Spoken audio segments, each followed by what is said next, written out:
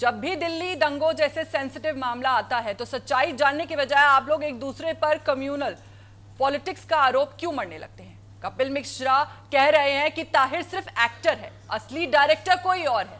आप दोनों का इस पर क्या टेक है? क्या ये सिर्फ मामले को राजनीतिक रंग देने की कोशिश है या वाकई इस आरोप का कोई ठोस आधार भी है? सबसे पहले आलोक जी, आपसे मैं जानना चाहूंगी।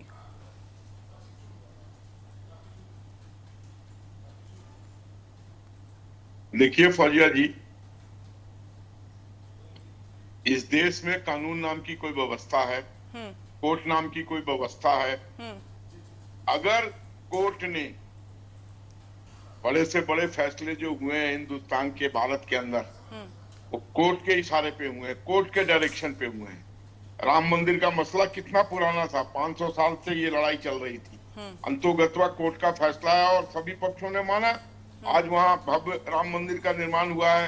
ये अलग बात है कि उसमें चोरी करने वालों ने हमें शर्मसार कर दिया है, कहीं मुंह दिखाने लायक नहीं छोड़ा है, लेकिन खैर उसकी भी तहकीकात चल रही है। हम छोड़ेंगे नहीं उन लोगों को जिन्होंने वहां पर इस तरीके का घृणित कार्य किया है।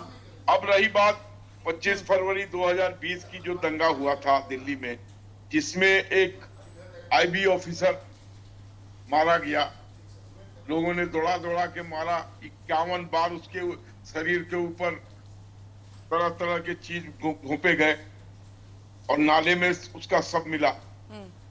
और आज 6 साल के बाद, अभी आपको याद होगा कुछ दिन पहले शायद आप ही के चैनल पर मैंने देखा था, एक 80 या 85 साल के आदमी को जो चल नहीं पा रहा था, उसको कोर्ट ने मर्डर केस का दोषी ठहरा दिया और वो आदमी ठीक से खड़ा नहीं हो पा रहा था। हाँ, अब मुझे याद आ गया, आप ही के यहाँ चैनल पे मैंने देखा था। वो मरण सैया पे है, लेकिन उसको जेल जाना पड़ेगा।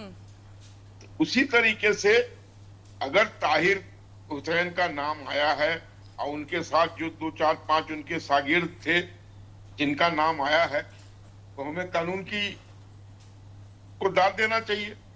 कानून के हित से ही देश चल रहा है, तो हमें कानून का सम्मान करना चाहिए और उसमें जो दोषी हैं उनको सजा मिलनी चाहिए। लेकिन अलग बातें भी नहीं होनी चाहिए कि इसमें फलाने आदमी थे, फलाने आदमी थे, फलाने। अरे क्या कोर्ट इतना संज्ञान नहीं लेता है? अब मैं कह दूं कि इसमें फौजिया जी भी थी तो ये चल जाएगा क्या?